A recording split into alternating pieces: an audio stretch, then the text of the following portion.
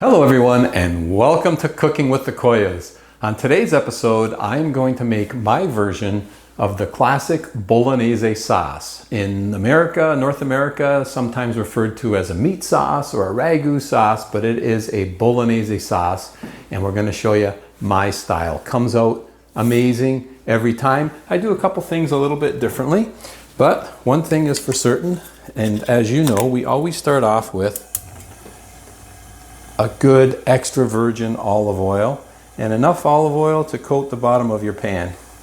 So for this today, I'm going to do two separate batches. I'm going to double up a bit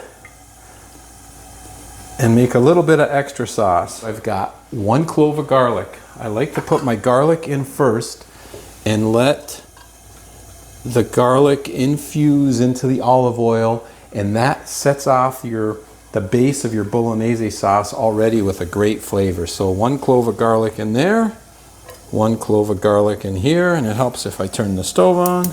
There we go. So I'm going to put it on, let's leave it on medium high just to warm it up, and then I will drop it down to medium. So all we want to do here is that you can see that garlic is already starting to sizzle. You only want it to cook or to sizzle for about 30 seconds, because all we're doing is flavoring the olive oil. And that's the first flavor we want in there is garlic. Next goes in the onion. I've got 1 medium onion, a sweet onion. Vidalias are great, but regular onions will also work fine. I like to slice mine thin and then chop them up into very small bits so that they dissolve into the sauce as opposed to being like big chunks in the sauce. So, second ingredient, 1 medium sweet onion. And now I'm going to drop that heat down to medium. And this is just coming up to heat now. Give that an extra couple seconds. So this one's a little bit ahead of the game, and that's perfectly fine. So here we just want to cook the onions. You don't want to caramelize them, but you want to cook them for a couple minutes just till they get translucent in color and start to change a bit. That'll be enough. You know, sometimes when it comes to making these sauces and stuff, they come together really, really quickly. It takes more time to prep and get all your ingredients ready than it does to do the actual cooking. These are cooking up nicely. Time to add our next ingredients. So what I did here, I've got 1 celery stalk and 1 carrot. I chopped up the celery very, very fine and more or less minced, and I grated the carrot. So I've got 1 carrot and 1 celery stalk. That's going to go in. And now that onion is going to continue to cook, so that's why we don't want to cook it too long, because it's going to continue to cook along with the celery and the carrots. So our base is now starting to develop some complexity and some great flavors. Okay, so we actually let it go about 5 minutes. The carrot is softening up nicely, so is the celery. So, time for our next ingredient. What I have here is prosciutto. So just go to your local deli, have them slice you 1 slice of prosciutto, a little bit thicker, because they normally slice it thin, so slice it as thick as you would like a Black Forest ham, just a little bit thicker, and then cut it up and cube it up into small little pieces. So we're going to add 1 slice of prosciutto there, and 1 slice of prosciutto that's been cut up and minced into here. So now we're getting even more complexity and more flavors. And if you notice, when I put that olive oil in earlier, most of the olive oil is gone. It's been absorbed by the ingredients that we put in there already.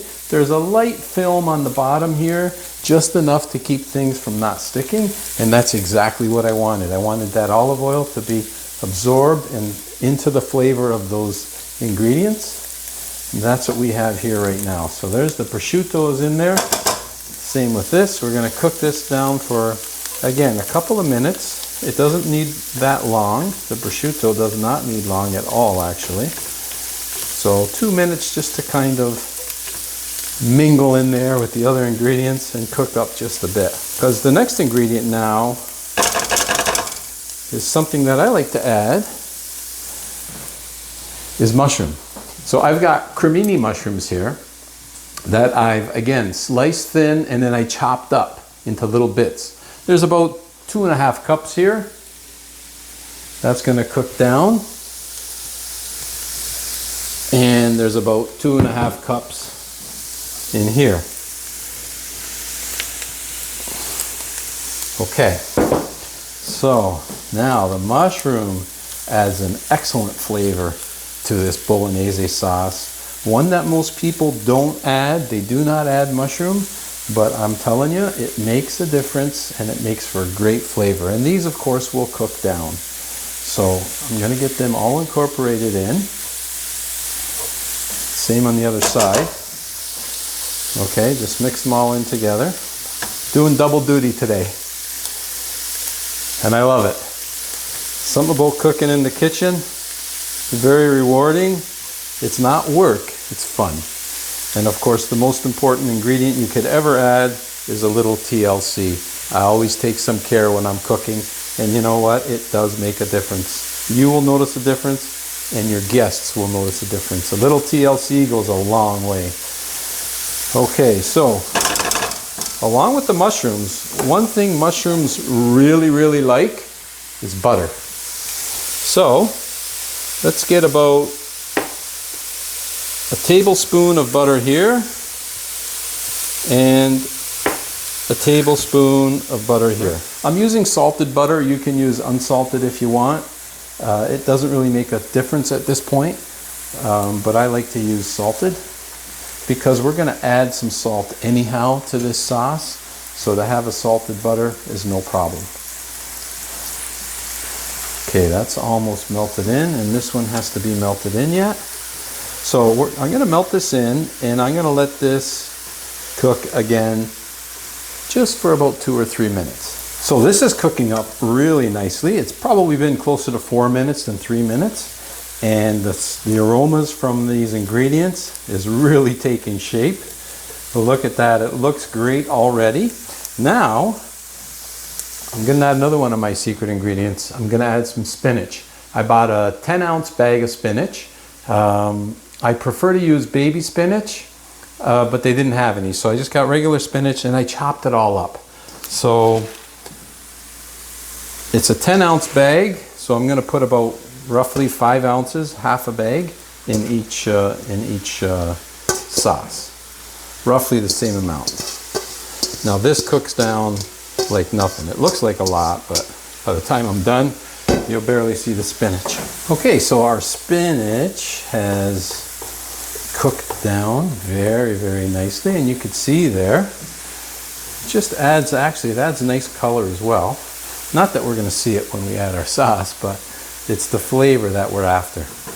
So at this point, we could add our ground beef. Now, I said ground beef, but what I have here is what I like to call the Italian triple mix. It's ground beef, ground veal, and ground pork. Again, you could just use straight beef if you like, but for me, when it comes to cooking, it's those little things that make a difference. Every little thing you do makes a difference. So if you could use a mix of 3 meats like I'm using today, even better, because it's going to make for a more flavorful sauce. But again, if you don't have that, just use regular ground beef. Still going to come good, just not as good. Okay, so it's just under a pound and a half of ground beef. And same with the other side, or sorry, ground beef, pork, and veal, the triple mix. And what you want to do with your ground meat is you want to break it up into small pieces. Kind of like we cubed everything else, you want this to be cubed also. So I'm going to just work that into my ingredients. Now if you noticed, we have not added any salt yet, with the exception of that salted butter. So we're going to have to add some salt because this ground meat does not have any salt in it at all. So we're going to have to salt these just a bit. And then of course when we make our sauce, we're going to have to add more salt. But you know, when it comes to salt, it's all about salt to taste. If you like more salt, of course you add more. If you like less, you add less. You don't like any, don't add any. I like somewhere in between. My ground meat is now blended in very, very nicely, and you can see the spinach gives a nice color. And I've left the heat all this time on medium. All right, so now we are going to add about a half cup of milk, and this is going to, let's say, mellow things out a bit. Half cup there, half cup here. Now I'm using skim milk, otherwise known as 0%, but of course any milk will do. If you like to use 1% or 2% or homogenized milk, whatever you like, add your milk of choice, and only a half cup. We don't want to add too much because we don't want a soupy sauce, because when we actually stew our sauce, we want a lot of this to be absorbed into the dish and or evaporated. So we incorporate that in. There goes our milk. Okay. And once the milk is in, the next step, what we're going to do, we're going to add our tomatoes. Now you could add regular tomatoes, like whole tomatoes chopped up. You could add chopped tomatoes. But what I like to add is passata, also known as strained tomatoes. Now, of course, I have my own that I make, as you probably know. And you could also buy it in the store, usually in a jar like this. And it'll say right on it, strained tomatoes, or it'll say passata. Basically, it's a tomato with no seeds, just the meat of the tomato. So we're going to add one of those.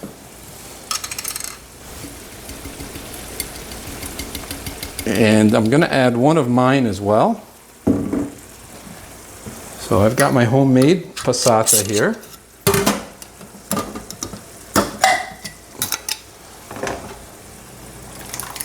So I'll add that one also. Beautiful. Now, there's still a lot of passata in this jar. I usually get a spatula and I can take it out, but in this case I want to add a little bit of red wine to our sauce. So this is my own homemade wine, of course, and I'm going to add about quarter cup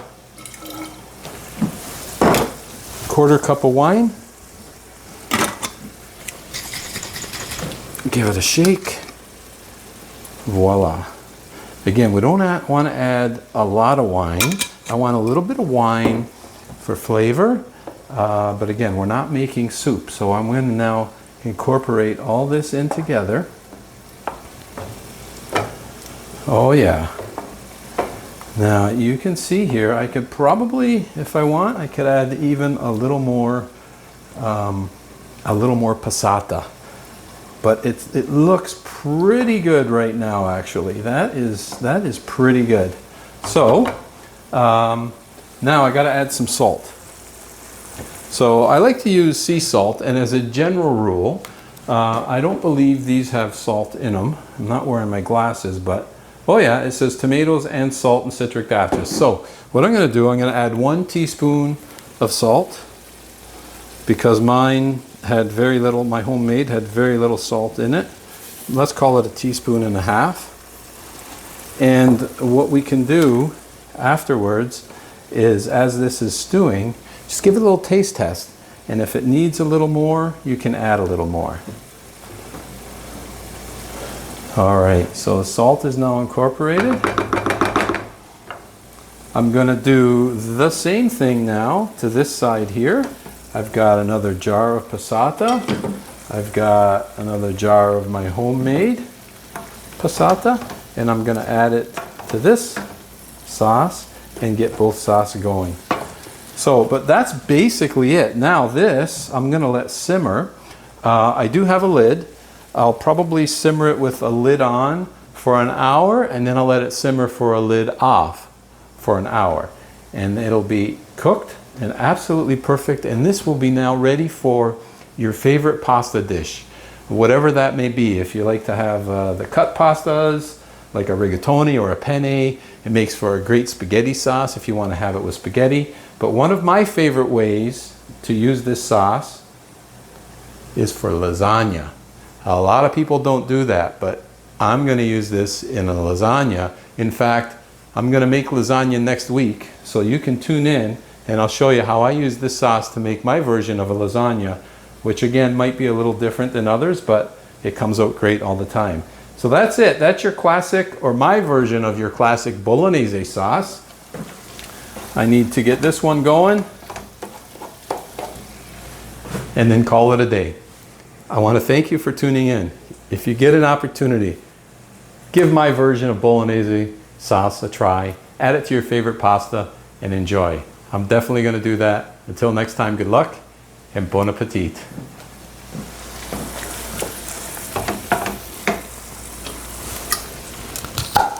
Forgot to add the oregano. Better late than never.